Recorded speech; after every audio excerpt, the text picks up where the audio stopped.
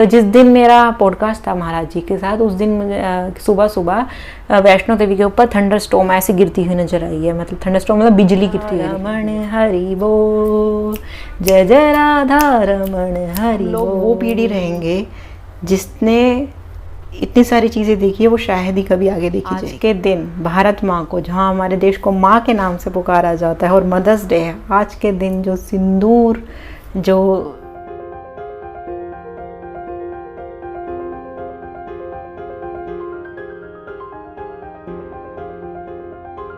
आप सभी प्यारे प्यारे कृष्ण प्रेमियों को मेरा एक बार फिर से प्यार भरा नमस्कार। मैं आप सबकी सखी कृष्ण सखी यानी कि शिवी सखी एक बार फिर से हाजिर हूँ आप सबके सामने एक और विषय लेकर। और आज का दिन जो मैं वीडियो बना रही हूँ मदर्स डे है, जो माँ का जो दिवस बनाया जाता है अंग्रेजी में। ऐसे दिन जिस दिन मैं वीडियो बना रही हूँ, आज के दिन भारत माँ को, जहाँ हमारे देश को माँ के नाम से पुकारा जाता है और मदर्स डे है, आज के दिन जो सिंदूर जो सिंदूर नाम से, इतना बेहतरीन नाम, इतना सुंदर नाम कैसे सोच सकता है कोई, से जो संहार करने की जो पहल करी है, उन दुष्टों को का संहार करने के लिए, जो जिन्होंने बेगुनाहों की मासूमों की जान को जो आतुर रहते हैं, उन लोगों के संहार के लिए जो पहला कदम आज के दिन भारत माँ की रक्षा के लिए आज के दिन जो उठाया है, वो बहुत ही खूबसूरत। और इन सब के लिए हमको भगवान से प्रार्थना करनी चाहिए। और कि जो भगवान, जो हमारे देश की भारत माँ की, जो हमारी सबसे बड़ी माँ है, हम सबकी माँ है, मदर्स डे के दिन वो उनकी सुरक्षा के लिए आज मदर्स डे के दिन जो कदम उठा गया और जिसको नाम दिया गया सिंदूर ऑपरेशन, बहुत ही सुंदर, बहुत ही बेहतरीन। और ऐसी उम्मीद सिर्फ हमारे प्रधानमंत्री मोदी जी से ही की जा सकती है, ऐसा कदम उठाने की। तो ये बिल्कुल उठाना था और करना चाहिए था। और इसमें डिले जितनी तीव्रता इस डिसीज़न में दिखाई गई है, बिल्कुल सही दिखाई गई, बिल्कुल एग्जैक्ट ऐसे ही करना चाहिए था जैसी उम्मीद थी लोगों को। प्रतिशोध की जो ज्वाला थी, जितनी लोगों की उम्मीद थी जल्दी से प्रतिशोध लेने की, उन बेगुनाहों की जो जान जो ली गई है, उनके साथ न्याय करने की, वो बिल्कुल सटीक ली गई है, सही ली गई है और सही समय पर ली गई है। ये हमारे जो प्रधानमंत्री जी हैं, उनके लिए हम हाथ जोड़ के उनसे उनका धन्यवाद और उनके लिए भगवान से बहुत सारी प्रे करते हैं कि और इस देशवासियों के लिए, समस्त सैनिकों के लिए, सबसे बड़े जो वहाँ पर खड़े हैं, है ना, जिन लोगों की वजह से हम सुरक्षित हैं। तो चलिए आज का विषय तो बता दूँगी। एक आध कुछ पीछे अभी जो ये सब हो रहा है, अब बात करते हैं कि जो सब हो रहा है ऐसा, मतलब एक मैंने अभी फ़ोटो देखा था कहीं कि उसमें लिखा हुआ था कि हम लोग वो पीढ़ी रहेंगे जिसने इतनी सारी चीज़ें देखी है, वो शायद ही कभी आगे देखी जाएगी। जैसे हमने लॉकडाउन हमने देख लिया, महामारी कोरोना जैसी बीमारी हमने देख ली, नोटबंदी से ऐसी बड़ी चीज़ जो कभी रेयर होती है वो हमने देख ली, लॉकडाउन हमने देख लिया, महामारी, और राम मंदिर बनते हुए, निर्माण होते हुए हमने देखा उसकी ओपनिंग। ये सब ऐतिहासिक जो पल रहेंगे, जो कभी इतिहास में के चैप्टर्स में बंद रहेंगे, जो आने वाली पीढ़ी चैप्टर्स में पढ़ेगी, इतिहास में पढ़ेगी, वो सब चीज़ों के हम एक गवाह रहेंगे उसके, हमने ये सब चीज़ देखी है। और तो और एक धारा 144 देख ली है, और मॉक ड्रिल हमने देख लिया है, और बस एक वार देखना बाकी है, जो कि लगभग शुरू हो गया है। लगभग क्या, हो ही गया है ये समझिए।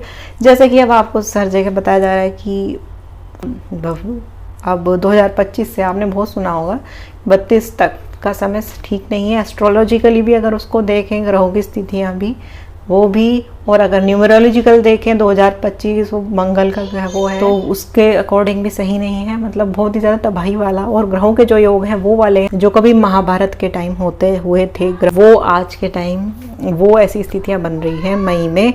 और एस्ट्रोलॉजी कितनी सही होती है जानती हूँ। हाल ही में जो आप सभी खबरें देख रहे होंगे, हाल ही में मेरी जो ये सब चीज़ें जो है, एक फ्यूचर, ये 2025 से 30 के बीच में क्या क्या होने वाला है, एक भविष्य मालिका नाम से एक ग्रंथ है जिसके बारे में कई कई सब्सक्राइबर मुझसे पूछ भी रहे थे, आप बताइए क्या है त्रिकाल संध्या, क्या है, क्या सचमुच ऐसा हो जाएगा, अगर हो जाएगा तो क्या होगा, हम लोगों का क्या होगा, हमें भगवान अभी तक मिले नहीं है, हमने पूरी कुछ मिला नहीं है, कुछ करा नहीं है, अभी ना श्रद्धा बनी है ना भक्ति बनी है, क्या ख़त्म हो जाएंगे, दुनिया ख़त्म होने वाली, वार होने वाला, थर्ड वर्ल्ड वॉर आएगा, क्या हम लोग बचेंगे, इतने लोग बचेंगे।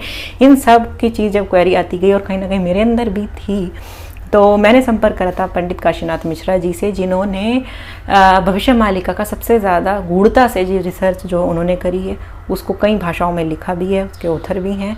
2 पार्ट में उन्होंने भविष्य मालिका को लिखी है और सबसे अच्छे से सही डीप तरीके से उन्होंने उसकी नॉलेज ग्रहण करी है और शास्त्रार्थ में सबसे वो कड़क एकदम नंबर 1 है।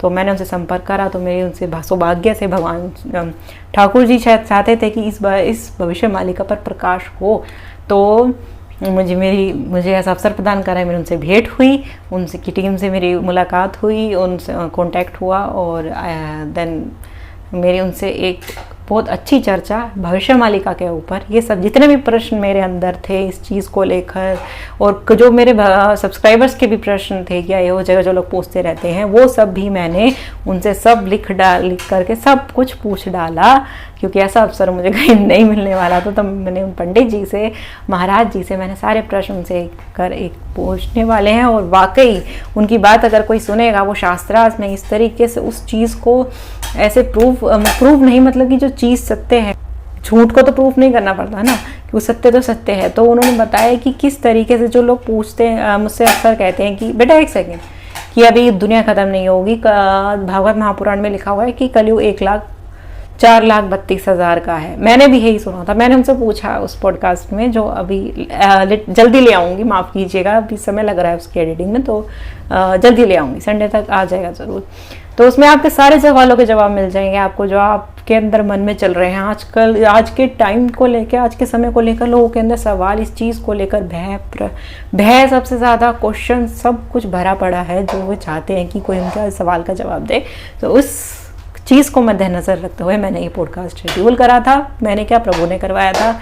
उसमें प्रभु जी ने, महाराज जी ने मेरे सभी सवालों के जवाब कि 4,32,000 का नहीं, किस तरीके से नहीं है, और किस तरीके से इसकी आयु समापन हो गई है, और किस तरीके से अगर कई लाख का था तो उस समय का जो दौर था, जब भागवत में बताया जाता है कि भक्ति देवी बीमार पड़ी हुई थी। भागवत शुरू होती है ना जहाँ पे कि उनके 2 पुत्र थे, ज्ञान और वैराग्य, वो थे। तो उस वक्त वे बहुत ज़्यादा भक्ति देवी परेशान थी कि मैं कहाँ जाऊँ, चारों तरफ कलयुग का प्रभाव है, ऐसा उन्होंने भागवत में वर्णन है। वाकई ये सोचने वाली बात है कि कलयुग का, जब भक्ति देवी ये कह रही हैं कि चारों तरफ कलयुग का प्रभाव है ना, और मैं कहाँ जाऊँ, सब जगह कहीं गाँव हत्या हो रही है, कहीं कुछ हो रहा है। तो वो उस समय की बात है, यानी कि हो रही है उस समय, वो सब कह रही थी कि कलयुग का प्रभाव है उस समय। इसका मतलब जब महाराज जी ने कहा कि कलयुग जो है उस समय युवा अवस्था में था, और वो बात बताई वेद व्यास जी के द्वारा, जिस समय भागवत सुनाई गई थी वहाँ पर हरिद्वार में शुक्रताल धाम के पास, वहाँ मेरे होम टाउन के पास है ये जगह। तो इस चीज़ से ये प्रूव उन्होंने बताया कि अगर ये चीज़ उस वक्त थी तो उसके अकॉर्डिंग अगर चलें तो ये भागवत उस इतने समय पहले कही गई, तो अब तो कलयुग उस हिसाब से बूढ़ा हो जाना चाहिए। तो ये कलयुग जो है बुढ़ापे की ओर अग्रसर हो गया है, हो चुका है, अब अंत है। इवन ही सेड कि ये अंत है और धीरे धीरे सतयुग की ओर जा रहा है। और कई सारी बड़ी बड़ी बातें उन्होंने मुझे बताई। मेरे पीछे बेटा है, सो लेट हिम डू, वरना ही बहुत चिल्लाएगा। तो उन्होंने कई सारी ऐसी चीज़ें बताई कि अगर धीरे धीरे कलयुग समापन एक तरफ से होगा, एक तरफ से सतयुग का आरंभ होता चला जाएगा। एक सबसे बड़ी बात बताई कि नीम के और आम के पेड़ों पर फल सिर्फ आते थे, फूल नहीं आते थे। लेकिन इस बार देखा गया कि आम के वृक्षों पर फूल भी देखे गए हैं और नीम के पर भी देखे गए हैं। तो ये सतयुग में होता था। तो और भी कई सारे सवाल जो आपके मन में होंगे, अगर भगवान आ गए हैं, उनका कहना है कि भगवान अवतरित हो चुके हैं कल की अवतार में, तो कहाँ हैं, कब मिलेंगे लोगों से, भक्तों से कब मिलेंगे, अगर हैं तो ये सब चीज़ें क्यों होता हुआ देख रहे हैं। दरअसल उन्होंने बताया कि ये जो खलबली जो मची हुई है पूरी पृथ्वी पे, अब सब लोग मान रहे हों। वाकई उनकी बात सुनकर मुझे भी लगा नहीं, मतलब है कि उनकी जो बात में अगर वो इतने कॉन्फिडेंस से, मतलब हर चीज़ को वो प्रूव कर सकते हैं, नॉट सिर्फ जस्ट कॉन्फिडेंस की बात नहीं है, वो हर चीज़ को शास्त्र के द्वारा प्रूव कर सकते हैं। तो मुझे लगा कि वाकई भाई मतलब ये सब जो वो कह रहे कि बेटा जो हलचल मची हुई है ना दुनिया में, ये सब हो रहा है जो कभी पहले नहीं हुआ, ऐसी चीज़ें कभी पहले नहीं हुई, वाकई हो भी रहा है, कई लोग मान रहे हैं। उन्होंने कहा जो ये खलबली देख रहे हो ना, ये भगवान कल की आगमन, जब जब भगवान आते हैं तो ऐसा होता है। जो खलबली मची हुई है, जब जब भगवान आते हैं तब तब ऐसी लीला होती है धरती पे। भगवान के आने के संकेत हैं, बलभद्र भगवान का गिर जाना, स्वयं प्रभु का जगन्नाथ यात्रा में बंद हो जाना, भगदड़ मच जाना, कुंभ की भगदड़ में लोग मर जाना, ऐसे तरीके से हादसे में लोग मर जाना, भूकंप का आना, इस सब चीज़ों का होने का संकेत एकमात्र ये है कि कल की भगवान अवतरित हो चुके हैं। इसलिए पूरी दुनिया में इस तरीके की लीला खलबली हो रही है, क्योंकि जब भगवान आ चुके हैं। तो ये सब उनके आने का, बाकी ज़्यादा चीज़ें मैं इस वीडियो में नहीं बताऊंगी, वरना पॉडकास्ट में फिर देखने का क्या रह जाएगा। तो जल्दी लाऊंगी, जब आप देखेंगे तो आपको भी कई सारे सवालों के जवाब और कन्फ्यूजन मिट जाएंगे और आप त्रिकाल संध्या की ओर बढ़ जाएंगे। क्योंकि ये समय ऐसा कभी नहीं देखा गया, ऐसी चीज़ें कभी इस पीढ़ी में जो देखी जा रही हैं इस वक्त, वो कभी नहीं आगे देखी जाएंगी।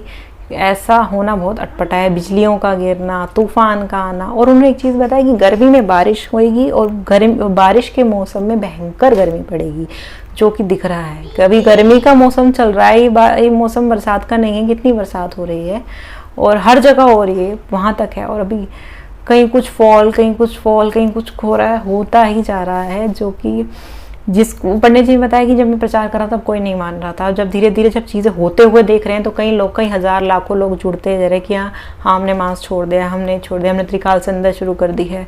अब धीरे धीरे जैसे जैसे रिजल्ट देख रहे हैं कि आने वाले हैं, तो वो डर कर लोग पास आ रहे हैं, क्योंकि जब तक डर नहीं आएगा तो भक्ति की, भगवान उन्होंने एक चीज़ कही कि ठीक है भक्ति भाव में ज़्यादा लोग नहीं हैं, लेकिन जब तक डर नहीं आएगा ना, जो लोग हैं जब तक डरेंगे नहीं तब तक वो भक्ति में नहीं है। ये बात भी सत्य है कहीं ना कहीं, क्योंकि बहुत जब तक लोग, जैसे जो लोग मांस नहीं छोड़ रहे हैं, अपना तमोगुणी व्यवहार नहीं छोड़ रहे हैं, जब तक वो मुसीबत आते सर पर नहीं देखेंगे तब तक वो भगवान को नहीं मानेंगे। ये भी बात कहीं सत्य है। तो ये सब चीज़ें आपको बहुत जल्दी देखने को मिलेंगी, मैं उसमें दिखाऊंगी, उसमें आपको सभी वार्ता आपको दिखाई देगी।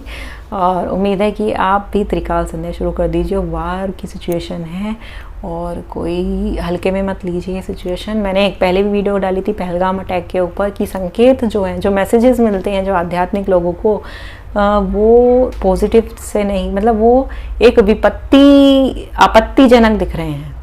मतलब विपत्ति जैसे कोई आने वाली हो, ऐसे मैसेजेस, ऐसे स्वप्न, ऐसे संकेत, ऐसे निर्देश, ऐसे सब कुछ चारों तरफ से ऐसा ही मिल रहा है कि समय जो है कठिन है, लेकिन कठिन नहीं, बड़ा अच्छा मिलेगा। प्रभु महाराज जी ने भी कहा कि बड़ा सुंदर समय, जब भगवान आते हैं तो आनंद भक्तों के लिए आते हैं, भक्तों को आनंद देने के लिए आते हैं। जो मुझसे जुड़े हुए हैं ज़्यादातर वो लोग भक्त हैं, तो उनके लिए तो बहुत बड़ी खुशखबरी है।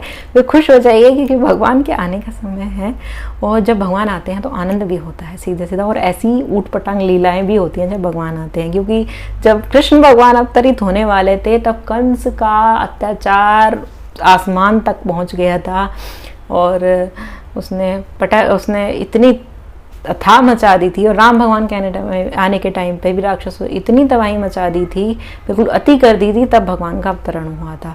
इसी तरह अब भी अति तो मची हुई है, आप लोग देख ही रहे हैं।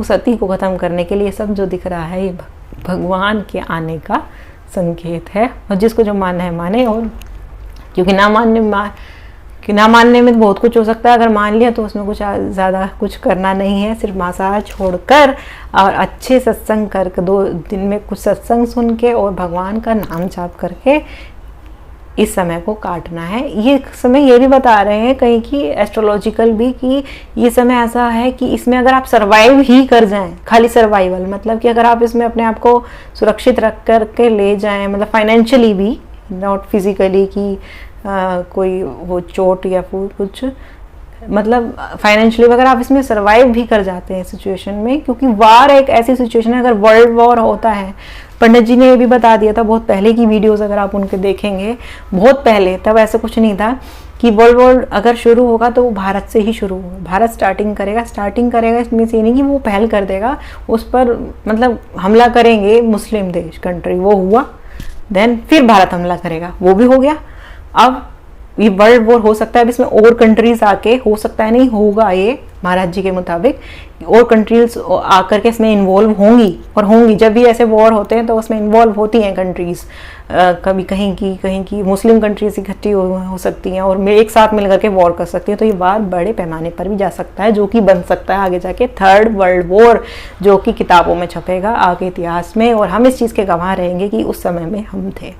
तो इस समय में बड़ा कठिन समय है। तो जो वर्ल्ड वार होता है, वॉर होती है, तो कंट्री किसी भी देश की बहुत पीछे चली जाती है, फाइनेंशियली बहुत पीछे चले जाएंगे, और सर्वाइवल मुश्किल हो जाता है, नौकरी, रिसेशन आ जाता है, मंदी आ सकती है, और नौकरियां कम हो सकती हैं, फाइनेंशियल कंडीशन, हर चीज़, महंगाई ज़्यादा हो सकती है, बहुत सारी चीज़ें ऐसी हो जाती हैं वॉर के दौरान, जो कि वॉर के साथ आती हैं। क्योंकि वॉर में कहते हैं ना, लड़ाई झगड़े में कुछ, जैसे महाभारत हुई थी, उसमें क्या फ़ायदा हुआ था किसी का, कुछ भी तो नहीं, इतनी खून की लाशें बीच गई थी कि आज तक की वहाँ की मिट्टी लाल है, ऐसे बताया जाता है। तो युद्ध में किसी का वो तो है नहीं, लेकिन जब ये राक्षस लोग मानते नहीं हैं, बिल्कुल ही करते हैं, तो युद्ध के अलावा वो और कोई ऑप्शन नहीं छोड़ते। तो ऐसे ही उन्होंने कोई और ऑप्शन नहीं छोड़ा, तो ये भी ज़रूरी था, है ना। तो ये चीज़ें, तो इसको फेस हमको करनी ही पड़ेंगी। लेकिन अगर आप भगवान से जुड़े होंगे, अपने परिवार को जोड़ के रखेंगे, अपने परिवार को, अपने बच्चों को सिखाएंगे कि भगवान का नाम लेना है। बच्चों ऐसे ऐसे करके सिखाया करो कि मैं अपनी बेटी को बताती हूँ, बेटा अगर हम किसी मुसीबत में हो ना, तो पता है कि जब हम परेशान हो जाते हैं, जब हम बहुत में कोई दिक्कत होती है और मम्मी पापा भी पास ना हो, तो पता है क्या करना चाहिए, तब ना आप कान्हा जी को बुलाया करो, उनका नाम लेकर याद करा करो, उनको बुलाया करो। वो हर समय हमारे साथ होते हैं। जब मम्मी पापा भी साथ नहीं होते ना, तब भी वो हमारे साथ होते हैं और वो हमको बचा लेते हैं, और वो हर समय आपको देखते हैं, हर समय। ऐसे ऐसे बच्चों को समझाओ। अगर बड़े बच्चे हैं तो उनको किसी और तरीके से समझाओ, अपने परिवार को, अपने पति को, सबको। जो नहीं मानते हैं तो उनको धीरे धीरे करके समझाओ, भगवान के नाम से जोड़ो। और कुछ त्रिकाल संध्या नहीं कर सकते या तो एटलीस्ट भगवान का नाम जपिए। कोई भी नाम का संकीर्तन थोड़ी देर बैठ के कर लीजिए, जैसे अब मैं करती हूँ। मैं संडे लाइव नहीं आ पाती बिजीनेस के कारण, तो उसमें ऐसे कर लीजिए, जय जय श्री राधा रमण हरि बोल, जय जय राधा रमण हरि बोल, जय जय राधा रमण हरि बोल। ये ऐसे कर लो, बस ऐसे थोड़ा सा 2 मिनट का कीर्तन कर लो, अपने बच्चों को बिठा लो, आसपास के पड़ोस के बच्चों को बिठा लो। ये करना है बस। शाम के टाइम थोड़ा सा बैठ लिया, टीवी एंटरटेन, रील्स ना स्क्रॉल करने की बजाय किसी को बुला लो, 2-4 बच्चों को, किसी आंटी वगैरह को बुला लो। आंटीज जो कुछ ज़्यादा एज की होती हैं, वो ज़्यादा इंटरेस्टेड होती हैं कीर्तन वगैरह में, उनको बुला लो, उनके साथ के बच्चों को बुला लो, और ये करो अपने घर में बैठ के। कंपलसरी तो वैसे सबके लिए ही है, क्योंकि समय मान लीजिए आपको दिख भी रहा होगा। अब तो कई लोग मानने भी लगे हैं कि हाँ वाकई समय बिल्कुल अलग है। और ये कोई ऐसा नहीं है कि कुछ दिन सर्जिकल स्ट्राइक की तरह या कुछ बस हेडलाइंस बनकर रह जाएगा। ये चीज़ बड़ा रूप भी ले सकती है। आज मॉक ड्रिल थी, आज मैं जब बच्चों के स्कूल में थी, तो मदर्स डे की वजह से, तो उस समय सायरन बजा मॉक ड्रिल का, तो कितने राज्यों में मॉक ड्रिल के लिए आज आदेश था। क्या होता है मॉक ड्रिल? उसमें आप लोग न्यूज़ देख ही रहे होंगे कि अगर कोई ऐसी आपत्तिकालीन कुछ समय होता है तो किस तरीके से छुपना है, अपनी सेफेस्ट जगह पर जाकर छुपना है। इलेक्ट्रिसिटी सारी ऑफ कर दी जाती है, ब्लैकआउट हो जाता है, तो क्या क्या करना होता है, उस चीज़ की ट्रेनिंग 10 मिनट के लिए दी गई थी स्कूल में। तो ये सब चीज़ें हमको देखने को मिल रही। क्यों ऐसा क्या हो गया? मतलब ऐसा शायद ही कभी 1971 में होगा जब हम लोग बोर्न नहीं हुए थे, या अब हम लोग देख रहे हैं। तो खलबली इसलिए मच रही है ये। और एक चीज़ सबसे इम्पोर्टेंट बता दो, जो मुझे महाराज जी ने बताई कि सभी देवी देवता, अगर आप कहीं धार्मिक स्थलों पे जा रहे हो ना, चलो वैष्णो देवी हो आते हैं या किस देवी पे हो आते हैं, या कहीं और, या बालाजी, या सभी देवी देवता ना इस समय अपना स्थान छोड़ चुके हैं। ये सबसे बड़ी बात बताई कि जब भी भगवान अवतरित होते हैं तो सारे देवी देवता अपने स्थान छोड़कर उनके अंदर समाहित हो जाते हैं। भगवान कल्कि के माधव के अंदर भगवान सभी देवी देवता समाहित हो चुके हैं अपने अपने स्थान छोड़ के। अभी जिस दिन मेरा पॉडकास्ट था महाराज जी के साथ, उस दिन सुबह सुबह वैष्णो देवी के ऊपर थंडरस्टॉर्म ऐसी गिरती हुई नजर आई है। मतलब थंडरस्टॉर्म मतलब बिजली गिरती हुई दिखाई दी है। तो सभी ऐसे किस लिए कहते हैं ना कि यार धार्मिक स्थल पे भी ऐसा हो गया, धार्मिक स्थल पे भी आपदा हो गई, इसलिए हो रहा है कि भगवान वहाँ से देवी देवता अपना जगह छोड़कर चले गए हैं, छोड़ चुके कल्कि में समाहित हो गए हैं, क्यों? जिससे कि कल्कि भगवान की लीला में किसी चीज़ में कुछ अड़चन ना आए, वरना अगर देवी देवताओं की शक्ति फिर बट जाती है तो वो इकट्ठे होकर के उसमें समाहित हो जाते हैं और फिर भगवान संहार करते हैं। तो सब क्योंकि उन्हीं की शक्ति से हैं। तो ये सब बातें उन्होंने बहुत अच्छी, उनके मुख से आप सुनिएगा तो आपको ज़्यादा चीज़ें समझ में आएंगी। मैं चलती हूँ, आज की वीडियो लंबी है और मैं फिर आऊँगी, बनाने तो वाली थी एकादशी के ऊपर, फिर रह जाएगी वीडियो, फिर लाऊंगी अगली वीडियो। अब मुझे आज्ञा दीजिए, मैं चलती हूँ और अपना ध्यान रखिए, भगवान का नाम जपिए, डराने का नहीं जागने का समय है, ठीक है। हरे कृष्णा, राधे राधे।